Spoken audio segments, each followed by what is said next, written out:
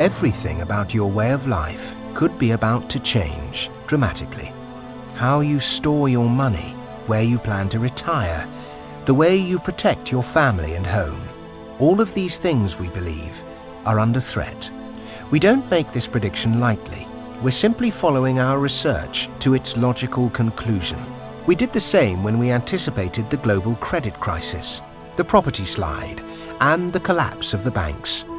In fact, in the 12 years we've been publishing MoneyWeek magazine, this is the most serious warning we've ever made. As you'll see in this short film, we have uncovered an unsolvable problem at the heart of our financial system. We believe the outcome of this problem is inevitable, and the recession, joblessness, and instability you see right now is only the first stage of it. Many people think the slump we're in now is as bad as it will get, but the truth is, it's only the start. In fact, you'll certainly see the consequences of this deep-rooted problem unfold across the cities, towns, and villages of Britain. No one will escape the fallout. In all recorded history, no country has ever recovered from the financial position we find ourselves in today. No government has ever been able to reverse this trend. No emergency action has ever come close to a solution. This inescapable problem has only ever had one outcome: financial collapse. You can challenge every single one of our facts in this film, and we're confident you'll find that we're right about each allegation we make. Then you can decide for yourself. Will you act now and take this chance to protect yourself and your family from the catastrophe that's brewing in our financial system? We hope so, because if we're right, you'll need to act very quickly. In fact, the downward slide has already begun.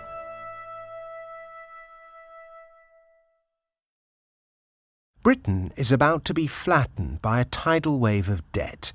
It doesn't matter if you vote Conservative, Liberal, Labour, UKIP, or for no party at all. The facts are the facts.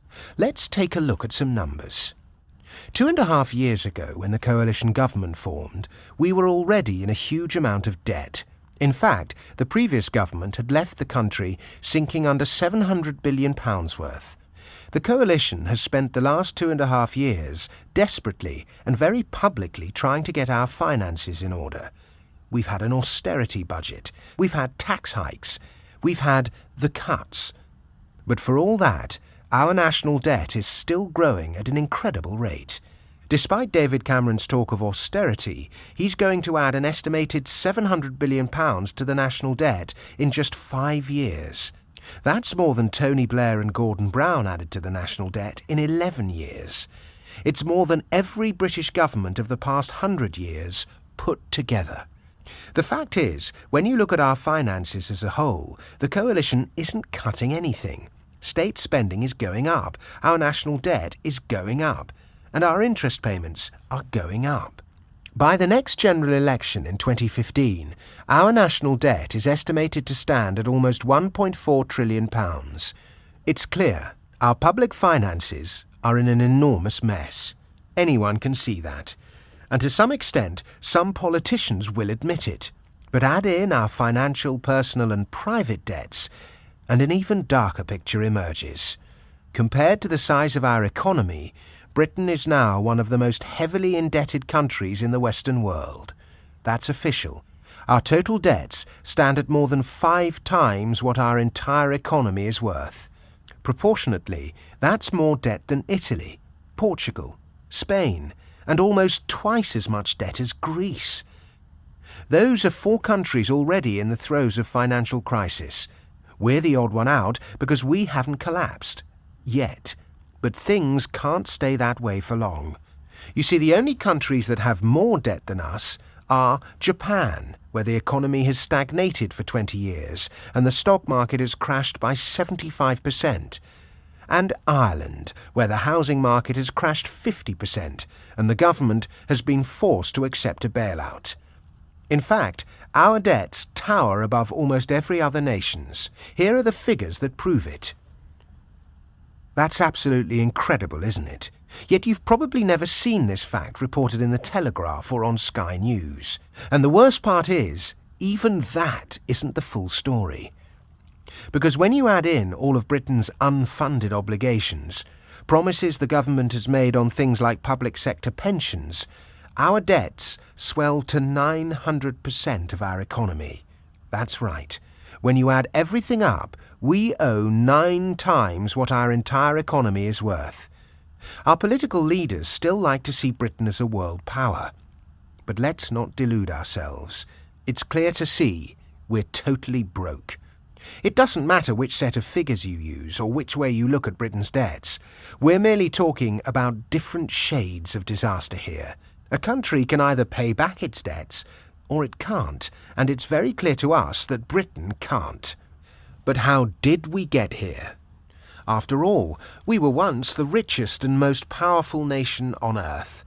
What happened to all of our money? On the 1st of January 1909, something happened for the first time in British history. The government agreed to redistribute taxes to support people in their old age. On that day, more than any other, the modern welfare state began, in earnest. The rules were simple. Men aged 70 and above could claim between 2 and 5 shillings per week from the government. But for all the positive press and good feeling, the government wasn't really making that big a financial commitment, because back then the average working man could only expect to live to 48 years of age. That's the equivalent of offering someone a pension today, but only when they reach the ripe old age of 115. So the idea of rewarding anyone who made it to 70 with a handout from the public purse seemed perfectly fair, and more importantly for the government, cheap. It was a perfectly workable policy, but few politicians realized that they were setting in motion a sequence of events that would inevitably lead to the crisis Britain faces now. And let's not forget, at the beginning of the 20th century, Britain still had a booming overseas empire. It had yet to fight in the cripplingly expensive First World War. The economy was on a seemingly permanent upward trajectory. And the idea that Britain could face any kind of decline, financial or otherwise, had not yet entered mainstream thinking. We could afford to pay for a welfare state, so why shouldn't we implement it? But there was one problem. Now the welfare state had started, no one had any idea where it would stop, or whether it could actually be stopped if it became unaffordable. We'd created a trap for ourselves, then stepped right into it. It wasn't until the Second World War was finally over that the welfare state really began to grow. Welfare was seen as a major part of winning the peace, keeping the forces of socialism and fascism at bay. Of course, politicians soon realized welfare wasn't just a tool to win the peace. It was also incredibly effective at winning votes, too. This same scenario came to be repeated across the world, in the USA, Japan, and across Europe. Seemingly limitless economic growth and prosperity allowed politicians to make an essentially unlimited promise. The government promised to look after you from cradle to grave. This single, powerful idea gave government the license to swell to a size unimaginable just half a century earlier. The promises got bigger, and so did the cost. In just a few short years, the size of the welfare state grew almost uncontrollably in a flurry of new laws. There was the Butler Act, which reformed schooling, the Family Allowance Act, the National Insurance Act, the National Health Act. The list went on. The problem was, this all came with a nasty side effect. It was immensely expensive. Everyone assumed we'd be able to pay for it forever, but they were wrong. Politicians found themselves totally and utterly caught in this trap. Any attempt to reduce the size of the welfare state was met with often violent resistance in the form of strikes and protests. Or the party trying to cut back, to do the sensible thing, was simply voted out of power. After all, an ever-growing proportion of the population now benefited from the welfare state in one way or another. The safety net couldn't just be pulled away. The government would forever be saddled with an expense that could only grow. And grow it did. Since public pensions were first introduced, average life expectancy has grown from 48 to 80, a 67% increase. but the age at which we retire has remained essentially the same. This has resulted in an estimated £5 trillion worth of pension promises the state has made to its citizens, roughly 5 times what our entire economy is worth. No one has any idea how we'll pay these. The recent attempts by the government to change the retirement age don't go anywhere near solving the problem. As people have lived longer, the strain on the NHS, the demand for medication, more doctors, nurses and other staff, as well as a skyrocketing cost of caring for the elderly, has pushed our finances to breaking point. In fact, as state spending has grown, so has the cost of running the welfare system itself. For instance, the state employs 500,000 civil servants. To put that into perspective, during the height of the British Empire, when Britain ran a quarter of the planet, the state employed just 4,000 civil servants.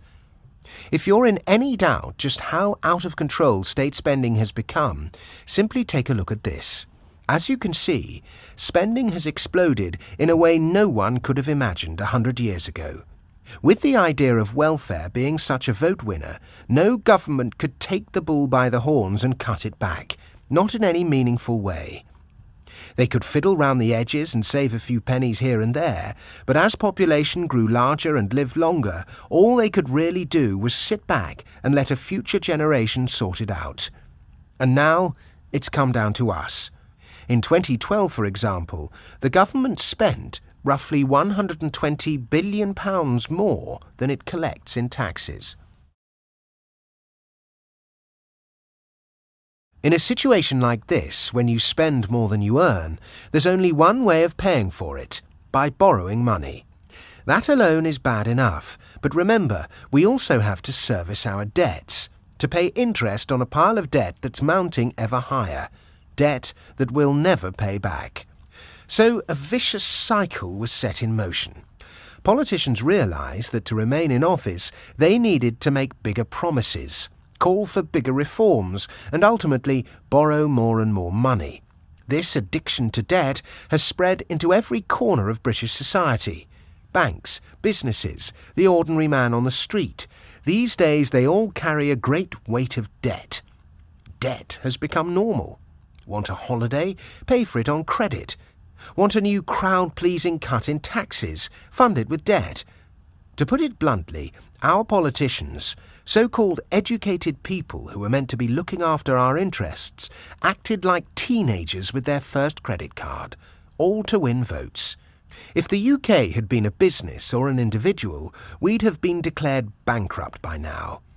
We'd have been forced to sell our business premises or our home, and would have been housed in a run-down flat long ago. We are broke. We have been for a long time. But very soon, it will really hit home. So what's different about today? Why can't the government just keep giving us more and take on more debt to pay for it? That's worked for 100 years. Why won't it work now? The answer to that is simple. The explosion of government spending and government debt has mostly come in the past 30 years, and during that time it's been easy and cheap for the government to borrow money. You see, interest rates on the government's debt have been steadily falling for 30 years. Here, let us show you. In 1982, Margaret Thatcher's government had to pay 15% to borrow money for 3 years. This came in the form of a bond, a gilt. Anyone with money, be it a rich country or a pension fund, could invest in the bonds and receive 15% interest in return. But over time, the government's borrowing costs have fallen dramatically. Now the government only has to pay 2% to borrow money over the same period. That's 7 times cheaper than in 1982.